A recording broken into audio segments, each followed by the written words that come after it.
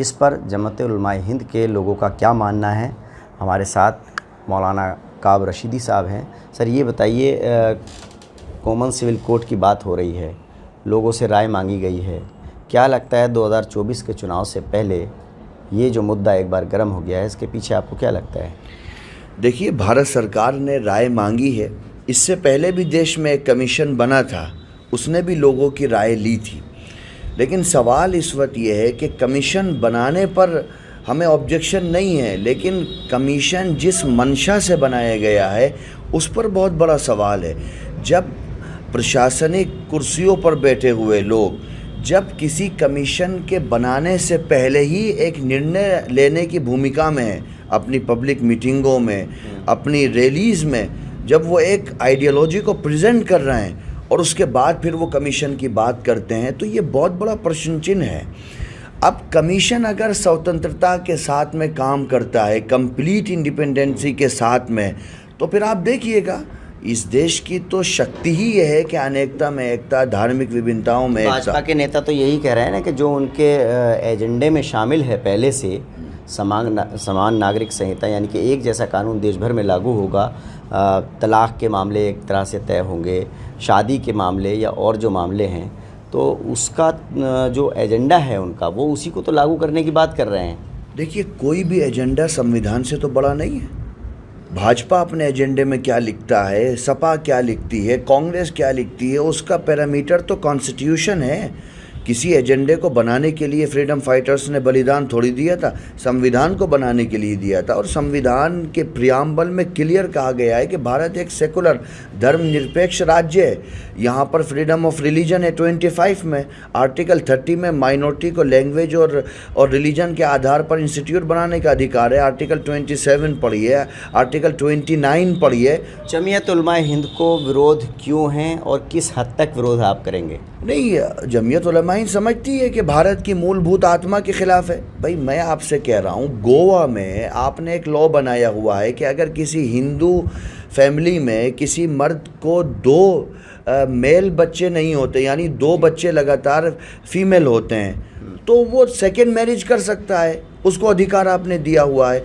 आप बताओ, आपने अरुणाचल प्रदेश में आपने वहाँ के लोगों को कुछ विशेषाधिकार दिए हुए हैं।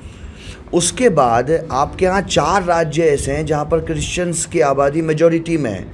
आप कितने राज्यों में बीफ को अलाउ करते हो? भारत सरकार बीफ एक्सपोर्ट करती है, और अगर आप प्रतिस्पर्धा करें पास से, तो इस वक्त बीफ का व्यापार और बढ़ा है। तो आप कैसे समान नागरिक भारत जैसे अलग अलग भाषाओं के देश में, अलग अलग धर्म के मानने वालों के देश में आप कैसे ला सकते हो? आपका सिर्फ एक एजेंडा है, क्योंकि आपके पास कुछ भी करने के लिए नहीं है। आप जहाँ से आते हो, जो आपके बड़े हैं वो भी कह रहे हैं कि आपके चेहरे पर और धार्मिक ध्रुवीकरण से चुनाव नहीं जीते जा सकते हैं। तो शायद आप उसी का एक प्रयास कर रहे हो, इसके अलावा तो कुछ भी नहीं है। मतलब आरएसएस के मैंने जो कहा है ऑर्गेनाइज़र ने, उसको आप कोट कर रहे हैं कि जो मोदी सरकार है उसको लगता है कि अब ये कॉमन सिविल कोड का जो मुद्दा है वो चुनाव जीतने के लिए। बहुत सारे लोगों ने कहा है, आरएसएस ने भी कहा है, और भी बहुत सारे लोगों ने कहा है। जो भारत की इस वक्त की स्थिति है, अगर उसको आप देखें तो पिछले 9 सालों में कितनी बेरोज़गारी बढ़ी है, कितनी महंगाई बढ़ी है। जब स्टेट किसी रिलीजन के ख़िलाफ़ बनने वाली मूवीज़ को प्रमोट करने लगे, तो आप खुद सोचिए भाई, केरला स्टोरी में हमने कहा कि कोई स्टेट गवर्नमेंट, कोई बोर्ड या केंद्रीय सरकार, वो कोई एजेंसी वो डेटा तो लाए जो आप दिखा रहे हो। तो जमीयत उलमा हिंद के आप कानूनी सलाहकार हैं, ये बताइए क्या तैयारी है? सरकार ने तो अपनी मंशा साफ़ कर दी है, अब आप किस तरह से इसका जो विरोध कर रहे हैं, किस तरह से इस लड़ाई को लड़ेंगे? देखिए, as a legal adviser Jamiat Ulama Uttar प्रदेश, मैं यही कह पाऊँगा अभी कि सरकार ने कमीशन बनाया है। अभी सरकार हज़ारों ऑर्गेनाइजेशन से, हज़ारों तंजीमों से राय मांग रही है, लेकिन हमें सरकार के कमीशन बनाने की नीयत पर ही सवाल है। चूँकि कमीशन उस वक्त इंडिपेंडेंसी के साथ काम करेगा जब आप कमीशन को छोड़ दोगे। आप तो कमीशन बनाने से पहले अपनी रैलीज़ में ऐसा भाषण कर रहे हो कि आपने ये तय कर लिया है कि आपको यूनिफॉर्म सिविल कोड लाना है। तय कर लिया है भाजपा ने, लेकिन जमीयत उलमा हिंद की लड़ाई का पैटर्न क्या होगा? नहीं, क्या हम सड़कों पर अब रैली जलसे नहीं, करके नहीं, करेंगे देखिए, या कोई रिट आप सुप्रीम कोर्ट में डालेंगे? अब वो उसका क्या क्राइटेरिया होगा, वो पहले ड्राफ्ट आने दीजिए, उसके बाद ही जो हमारा केंद्रीय नेतृत्व है वही इस पर निर्णय लेगा। मैं पॉलिसी मेकर नहीं हूँ, पॉलिसी मेकर दिल्ली में है, जो जमीयत की पॉलिसी बनाते हैं, जो हमारे प्रेसिडेंट हैं उनके ग्रुप के लोग हैं। हमारा काम है केंद्र की पॉलिसी को नीचे लागू करना, तो केंद्र ही इस पर निर्णय लेगा और वो ड्राफ्ट रेडी होने के बाद ही लिया जाएगा। विरोध रहेगा जारी? 100% विरोध रहेगा और मैं समझता हूँ कि भारत की आत्मा के खिलाफ है ये। आपने देश के अंदर माहौल बनाया है। लेकिन माना ये जा रहा है कि जो उत्तराखंड सरकार ने ड्राफ्ट तैयार किया था उसी तरह का भारत सरकार जो है लाने जा रही है, क्योंकि वहाँ पर ज़मीनों के लिए तो हो ही गया है लागू।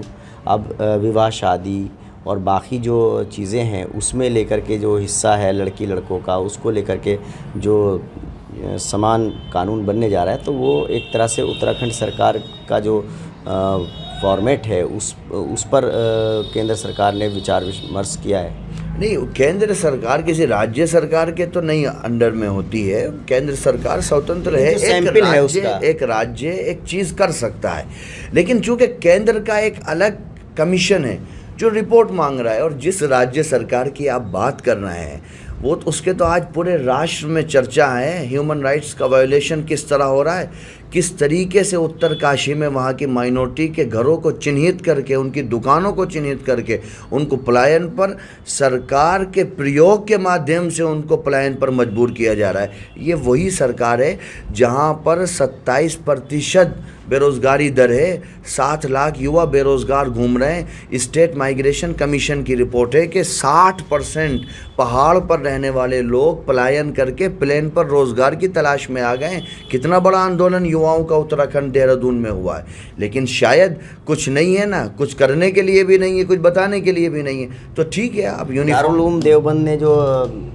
पाबंदी लगाई है कि जो तालिब इल्म है, छात्र हैं, वो इंग्लिश नहीं पढ़ सकते या दूसरी लैंग्वेज नहीं पढ़ सकते, अगर पढ़ेंगे तो बाहर कर दिया जाएगा, इस फैसले को आप किस तरह से देखते हैं? देखिए, यही सबसे बड़ा सवाल है कि हम किसी भी चीज़ के किस संदर्भ में क्या बात कही गई है उसको देखते नहीं है। कोई पाबंदी नहीं लगाई है। मैं आपको थोड़ा सा समय लेकर के बता देता हूँ। दारुल उलूम देवबंद एक इंडिपेंडेंट एजुकेशनल इंस्टीट्यूट है, वहाँ पर, और रिलीजियस एजुकेशनल इंस्टीट्यूट है। वहाँ कोई डॉक्टर, इंजीनियर, बैरिस्टर, लॉयर तो बनते नहीं हैं, वहाँ तो आलिम बनते हैं, मुफ्ती बनते हैं। साथ साथ कोई आलिम या मुफ्ती के कोर्स के साथ साथ अगर बनना चाहे तो उसको क्यों रोक रहे हैं? नो, कोई नहीं रोक रहा है। Let me complete. सवाल क्या है कि आप आ रहे हैं पढ़ने के लिए, आपने एक स्पेसिफिक सब्जेक्ट में एडमिशन लिया है, उसके बाद दारुल उलूम आपको फ्री ऑफ कॉस्ट एजुकेशन दे रहा है, फ्री ऑफ कॉस्ट बोर्डिंग दे रहा है, फ्री ऑफ कॉस्ट बुक्स दे रहा है, फ्री ऑफ कॉस्ट मेडिकल की फैसिलिटीज़ दे रहा है, और आप उस सब्जेक्ट को छोड़ करके किसी और सब्जेक्ट को पढ़ोगे तो आप दारुल उलूम को हटा दो, कौन सी यूनिवर्सिटी उसको अलाउ करेगी? मैं लखनऊ यूनिवर्सिटी का स्टूडेंट हूँ, अभी मेरा लास्ट सेमेस्टर चल रहा है। भारत सरकार मुझे स्कॉलरशिप देती है, मैं वहाँ बोर्डिंग में रहता हूँ। क्या मैं मेडिकल की पढ़ाई कर सकता हूँ स्कॉलरशिप पर? स्कॉलरशिप मुझे लॉ के बिहाफ में मिल रही है। भाई 2% लोग तो मदरसे में आ रहे हैं, हम किसी को गन पॉइंट पे थोड़ी ला रहे हैं। और ये हमारा फंडामेंटल राइट है, यह अम्बेडकर के संविधान की ताकत है। इतना ज़बरदस्त फंडामेंटल राइट माइनॉरिटी की एजुकेशन को, रिलीजियस एजुकेशन को लेकर दुनिया के किसी संविधान में नहीं है जैसा भारत के संविधान में। देखिए, जमीयत उलमाए हिंद का साफ कहना है कि जो समान नागरिक संहिता की बात चल रही है उसका विरोध पहले भी किया है और विरोध जारी रहेगा। विरोध का तरीक़ा क्या होगा ये केंद्रीय नेतृत्व तय करेगा, लेकिन जमीयत उलमाए हिंद ने ये साफ कर दिया है कि देश में समान नागरिक संहिता कानून जो है वो लागू होने का वो विरोध करेंगे। Ubaidur Rahman, ABP news network, Moradabad.